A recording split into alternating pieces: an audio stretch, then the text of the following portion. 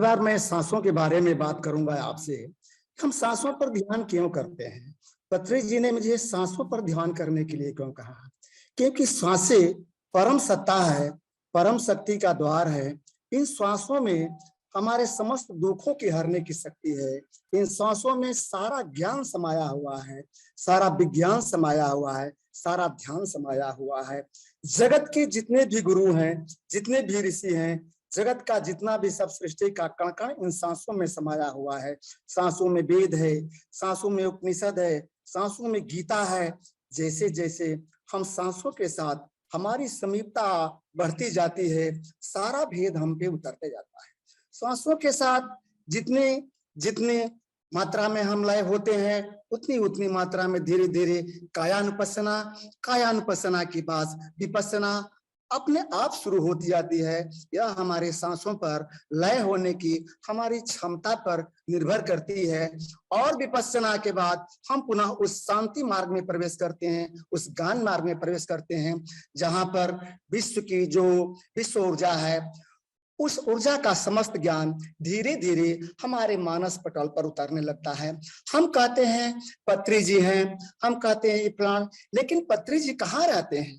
पत्री जी कोई शरीर तो नहीं है, पत्री जी हमारे सांसों में है, हर पल हमारे साथ हैं, हमारे बाहर हैं, हमारे भीतर हैं, हमारे अंदर हैं। हम ऐसा क्यों नहीं महसूस करते? पत्री जी ने कहा श्वासी गुरु ब्रह्मा विष्णु और महेश है। इसका मतलब क्या है? इसका मतलब कि सारी सृष्टि चराचर जगत इन सांसों में समाहित है। हम सांसों के साथ जितनी जितनी मात्रा में लय होते हैं, वह चाहे हमारे शारीरिक दुख हो, मानसिक दुख हो या आध्यात्मिक प्रश्न हो, सारे प्रश्नों का हल मिलते जाता है। पत्री जी ने हमें बताया कि श्वासों के साथ जैसे जैसे मुड़ते हैं, ध्यान से ज्ञान और ज्ञान से मुक्ति मिलती है।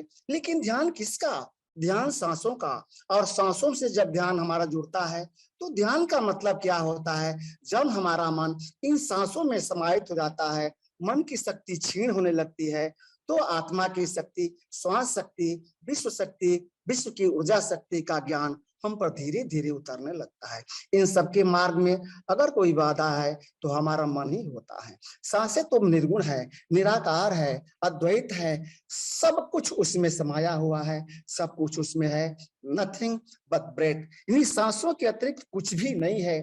प्रेम गली अतिशा करे जामे दो न समा। हम श्वासों को अलग देखते हैं, पत्री जी को अलग देखते हैं, अपने को अलग देखते हैं, दूसरों को गुरुओं को अलग देते हैं। घड़े का ही भेद है, पानी सब में एक है। तो हमारा मतलब है वह हमारी विचार जो शक्ति है, जो हमारी सोचने की शक्ति है, तो ये हमारे अंदर ही विभिन्नता है। लेकिन वहां सांसों में विभिन्नता नहीं है। वह हिंदू का भी है, मुसलमान का भी है, सिख का भी है, ईसाई का भी है।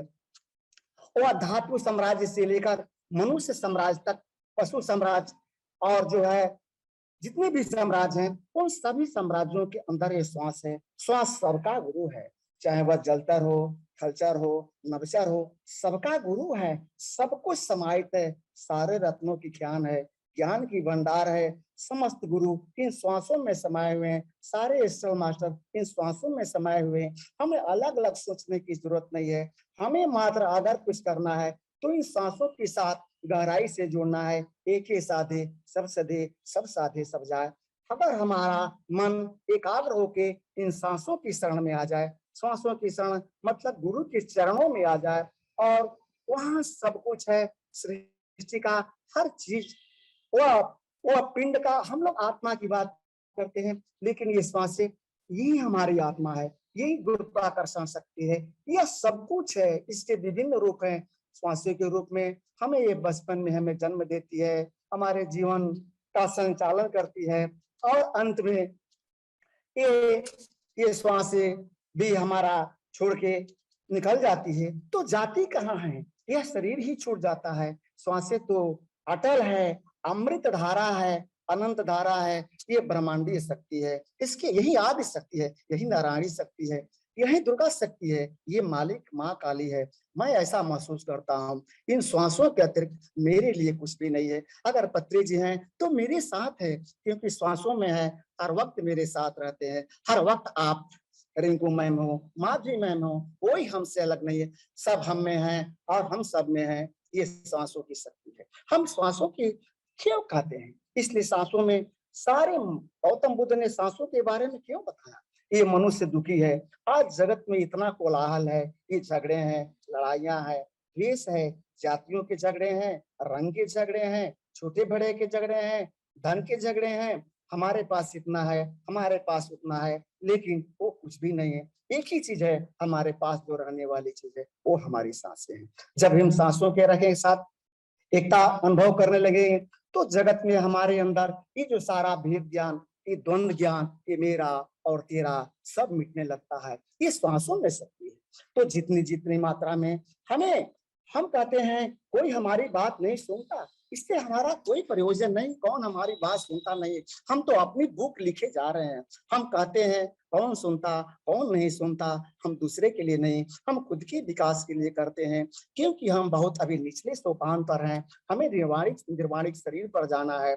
ये श्वासों की क्षमता है। हम जाएंगे तब जाएंगे जब हम श्वासों के साथ एक होने लेंगे। प्रेम गली अति सांकरी। इन श्वासों के अलावा अगर हमारे मन में दूसरी कोई चीज है, दूसरी कोई बात है, दूसरा कोई गुरु दिखाई पड़ता है, दूसरा का मतलब हम शरीर, हम फिजिकल बॉडी तक सीमित होते हैं। हमारी चेतना केवल बाह्य धरातल पर टिकी हुई है, इसलिए हम तेरे और मेरे की बात करते हैं। जब चेतना हमारी श्वासों के धरातल पर, कॉस्मिक एनर्जी के धरातल पर काम करने लगेगी, उसके साथ अटैच होने लगेगी, उसके साथ संयुक्त होते हुए हम बात बोलेंगे, तो पत्री जी हमारे रूप में बोलते हैं। वही बोलते हैं, मैं कहाँ बोलता हूँ, मैं कौन हूँ, मैं थोड़े शरीर हूँ, मैं भी तो वही ऊर्जा हूँ। लेकिन हमको लगता है कि मैंने कहा, मैंने समझाया, नहीं, सब कुछ वही, सब कुछ इस श्वास की शक्ति ही है, सब कुछ ये पत्री जी की शक्ति है, सब कुछ हमारे जो सीनियर एस्ट्रल मास्टर हैं उनकी ही शक्ति है। और सब एक ही है, एको ब्रह्म द्वितीयो नास्ति, तत्वमसि, तुम ही तुम हो या मैं ही मैं हूँ। तो सब कुछ है, एक के सिवा दूसरा नहीं है। तो फिर दूसरे की बात कहाँ, तीसरे की बात कहाँ? हम अपने को शरीर समझते हैं, इसलिए दूसरों को भी शरीर समझते हैं। मैं शरीर नहीं, मैं श्वास हूँ, इसलिए श्वासों की शक्ति है। मैं भी लोगों के पास जाता हूँ और लोग कहता हूँ, लेकिन मुझे आनंद आता है कि मैं तो ही अपनी ही किताब लिखते जा रहा हूँ। मैं तो श्वासों की समीपता, जैसे जैसे मैं लोगों से बात करता हूँ, जितना जितना समय देता हूँ, उतनी उतनी श्वासों के साथ हमारी समीपता होती जाती है। क्योंकि श्वासें तो अनंत है, ये अनंत सत्ता का भाग है, उसमें अनंत ज्ञान छिपा हुआ है, उसमें अनंत महिमा छिपी हुई है, वह सब कुछ उसमें छिपा हुआ है।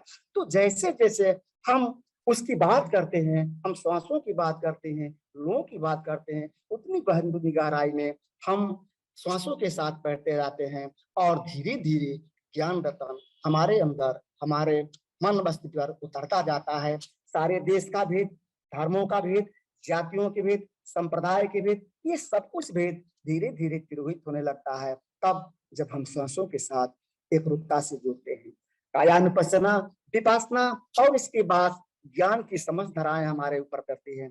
जितने भी हमारे मास्टर हैं, सीनियर मास्टर हैं, उन्होंने बहुत अच्छी अच्छी पुस्तकें लिखी है। तो क्या रट के लिखी है? नहीं।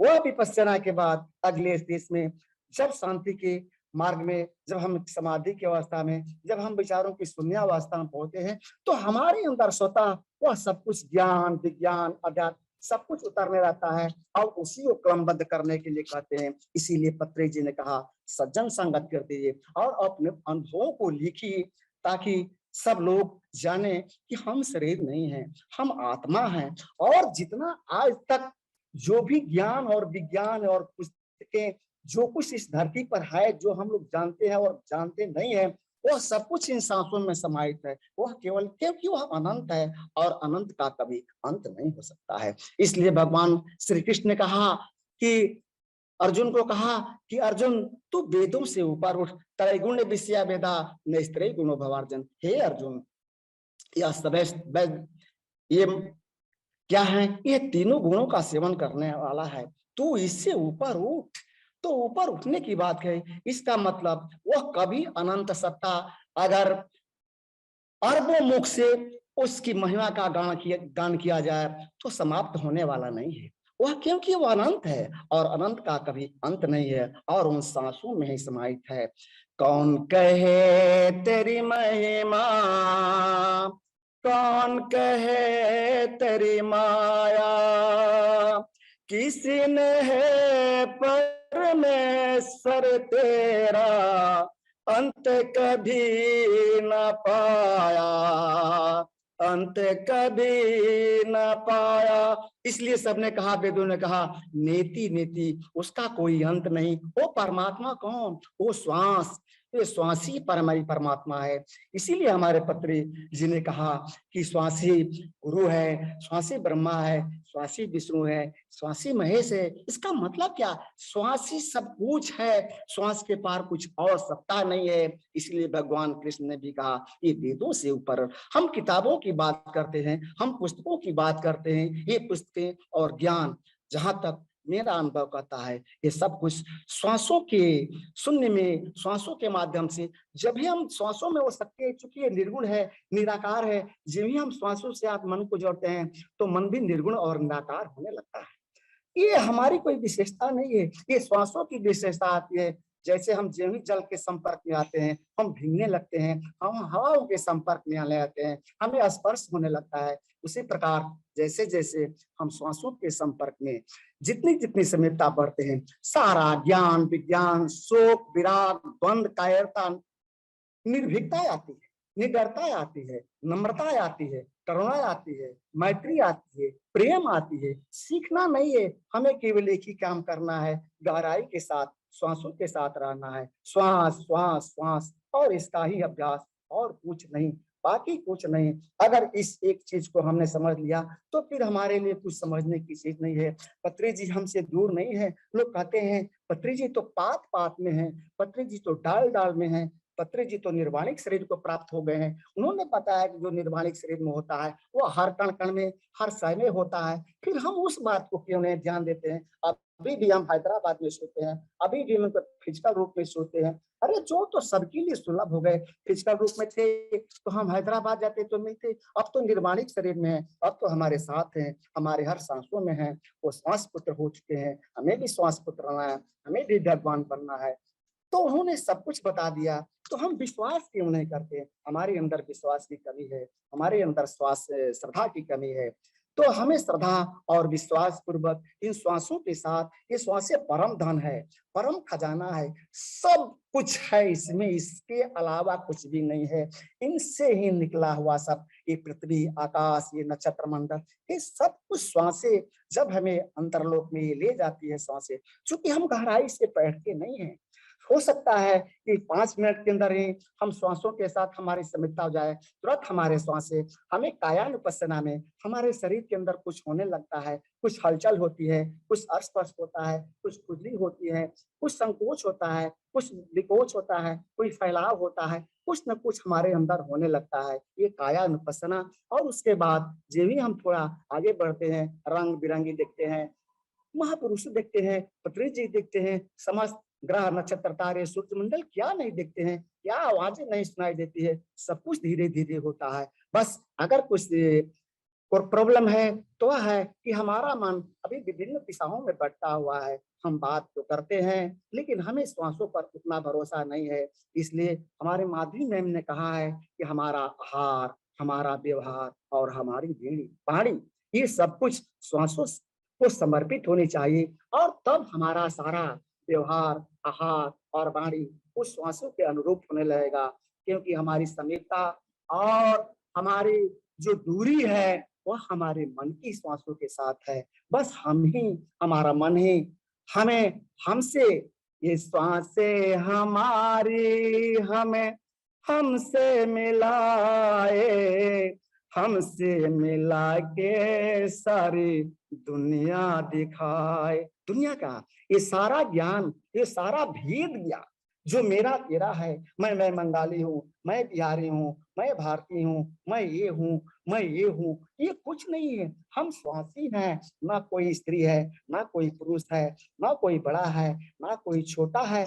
हम फिजिकल रूप में हम किसी को स्त्री देखते हैं, हम किसी को पुरुष देखते हैं, ये हमारी दृष्टि दोष है, ये हमारी दृष्टि दोष है। लेकिन जब भी हम उसमें देखते हैं, उस श्वास को देखते हैं, उस श्वास उस कॉस्मिक एनर्जी को देखते हैं, जो उस ब्रह्मांडीय ऊर्जा को देखते हैं, तो जो तुम है वो मैं हूँ, जो मैं हूँ तो तुम। कहाँ पत्रे जी और कहाँ मैं, हम एक ही हैं, हम दो नहीं हैं।